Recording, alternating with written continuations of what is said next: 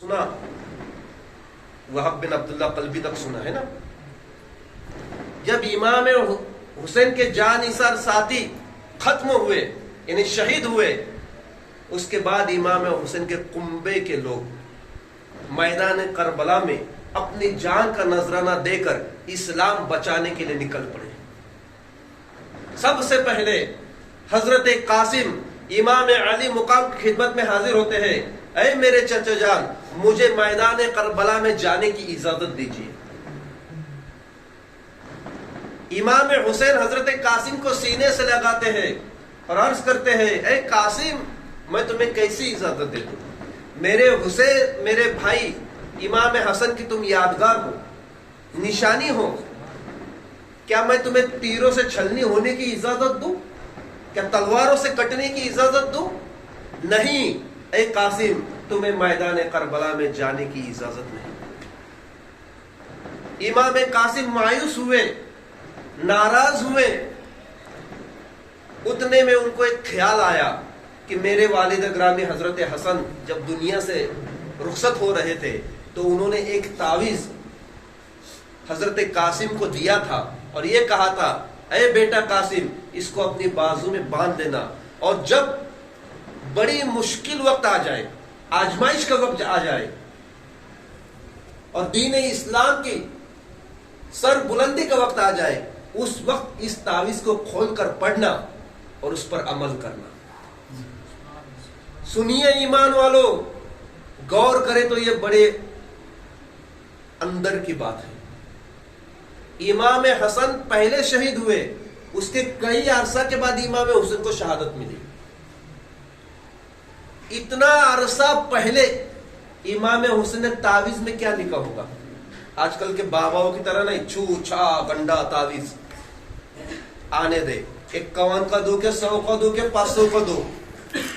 وہ امام حسین ایسے ویسے نہیں، امام حسن نے ایسا ویسا تعویذ نہیں دیا تھا اور نہ ہی اس پہ کچھ عربی لکھا تھا. وہ تعویذ بھی بڑا عجیب تھا.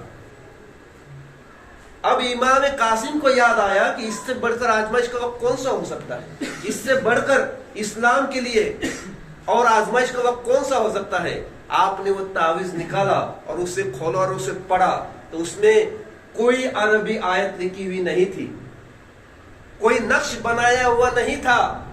صرف ایک بات لکھی ہوئی تھی، بیٹا قاسم، جب تمہارے چاچا امام حسین پر مصیبت کا وقت آن پڑے، آزمائش کا وقت آن پڑے، اس وقت اپنے چاچا پر تم اپنی جان فدا کر دینا.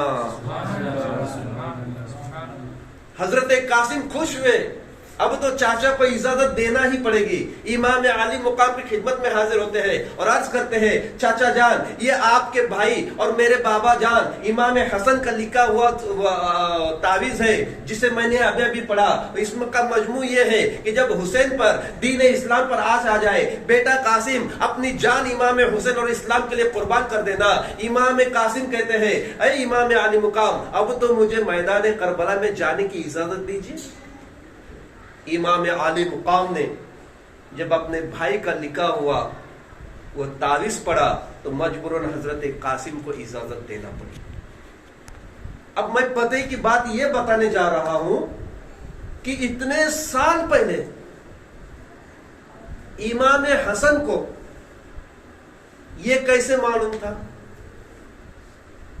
امام حسن کو ہی کیا، پورے لوگوں کو معلوم تھا. حضور کو بھی معلوم تھا، بیوی فاطمہ کو معلوم تھا، علی کو معلوم تھا، صحابہ کو معلوم تھا. کیوں کہ امام حسین کے بچپن میں ہی یہ بات عام ہو چکی تھی کہ حضور کے امت ہی امام حسین کو شہید کرنے والے ہیں.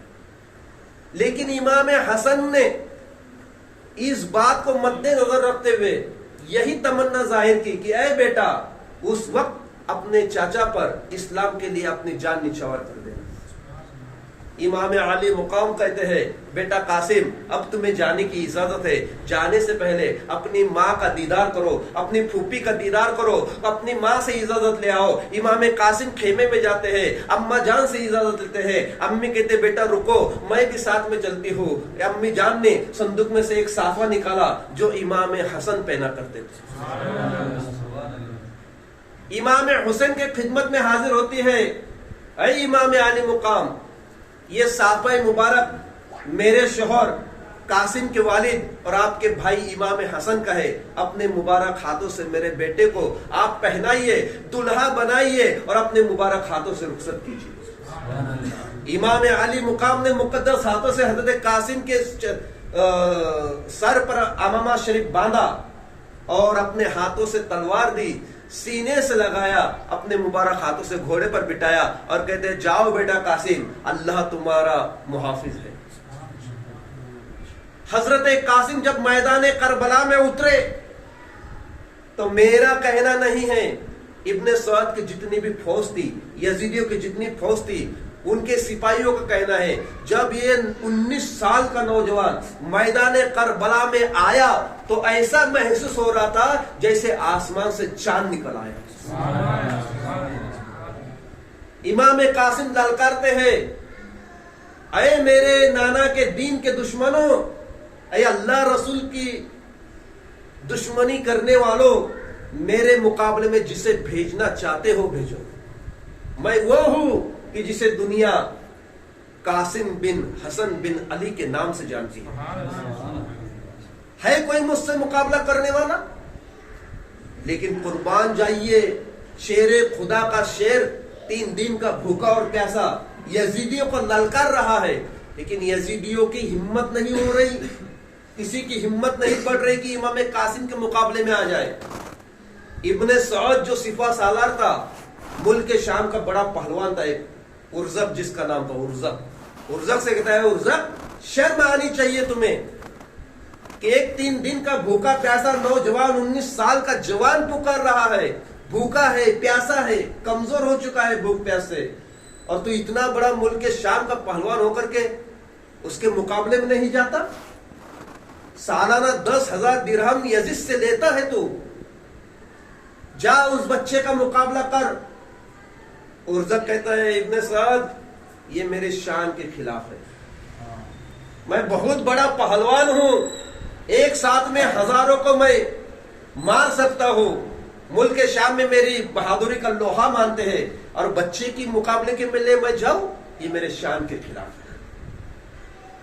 ابن سعد کہتا ہے ارزق جس کو تو بچہ سمجھ رہا ہے وہ بچہ نہیں ہے، حیدر کرار کا پوتا ہے، شیر خدا کا پوتا ہے، اس کے رگوں میں حضرت علی کا خون ہے، تو اس سے مقابلہ تو کر کے دیکھ، تجھے معلوم ہو جائے گا کہ حسین کے گھرانے والے کیسے ہیں۔ دشمن ہے لیکن امام حسین کی طاقت کو پہچان رہے ہیں، ان کے گھر کی طاقت کو پہچان رہے ہیں۔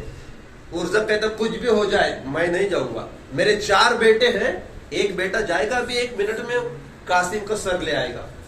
ارزق نے بڑے بیٹے کو اشارہ کیا، وہ بڑا بیٹا بڑی تلوار زہر میں بھیگی ہوئی گھوڑے پر سوار ہو کر کے نکل پڑا، امام قاسم کے مقابلے میں آیا۔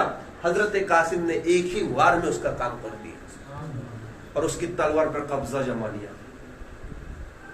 اب ارزق کا بڑا بیٹا جب قتل ہوا تو اس کا 2 نمبر کا بیٹا بڑا غضبناک ہوا، بڑا غصہ آیا، وہ میدان کربلا میں حضرت قاسم کے مقابلے میں آتا ہے، نیزے کا ایک وار کرتا ہے، حضرت قاسم نے وار کو بیکار کر دیا اور اسے بھی ایک ہی وار میں کھیرے کی طرح چیر کر کے جہنم میں پہنچا۔ اب تیسرا بیٹا بڑا ہی غصے میں پاگل ہو کر کے دہاڑتا ہوا، چنگارتا ہوا، گالیاں بکتا ہوا میدان کربلا میں آیا۔ امام قاسم کہتے ہیں اے ارزق کے بیٹے تو ہمیں گالیاں دیتا ہے، ہم گالیوں کا جواب گالیوں سے نہیں دیتے، کیوں کہ یہ اہل بیت کے شان کے خلاف ہے، تجھے ابھی تیرے بھائیوں کے پاس پہنچا دوں۔ پھر امام قاسم نے جو ہے اس 3 نمبر کے ارزق کے بیٹے کو مقابلہ ہوتا رہا کافی دیر تک، اور کافی دیر تک مقابلہ ہونے کے بعد حضرت قاسم نے ایک تلوار کا ایسا وار دے مارا کہ اس کا تیسرا بیٹا گھوڑے سے گر گیا، جیسے ہی اٹھنا چاہتا تھا حضرت قاسم نے ایک ہی وار میں اس کا کام کر دیا۔ تلوار انہی کی اور قتل بھی انہی کا، انہی کے تلوار سے انہی کا قتل۔ اب چوتھا بیٹا آیا، وہ تو شیر کی طرح ڈھاڑے مارتا ہوا بادل کی طرح جیسے آج بادل گرجتا ہوا میدان کربلا میں آیا، امام قاسم سے مقابلہ کرنے لگا، حضرت قاسم نے اسے بھی جو ہے جہنم میں پہنچا دیا۔ اب چاروں بیٹے ارزق کے مر گئے، قتل ہو گئے۔ جو بچے کے ساتھ میں لڑنا ارزق اپنی شان کے خلاف سمجھتا تھا، جب چاروں بیٹوں کی لاش دیکھی تو اب وہ غضبناک ہو گیا۔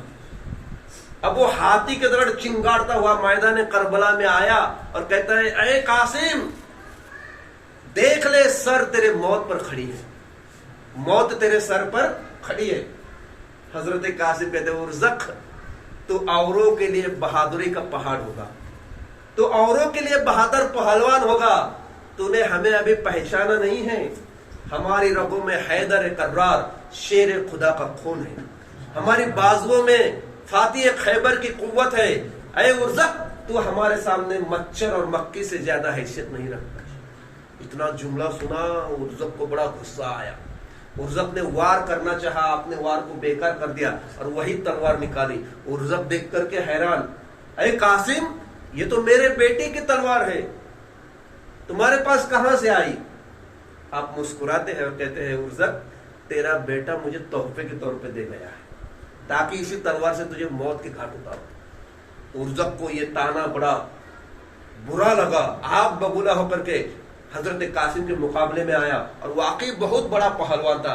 حضرت قاسم نے دیکھا کہ بہت بڑا پہلوان ہے تو حضرت قاسم نے وقت کو مد نظر رکھتے ہوئے کہا اے ارزق میں تجھے تو بہت بڑا پہلوان سمجھتا تھا، لیکن تجھے ابھی گھوڑے کی چین کسنا بھی نہیں آتا۔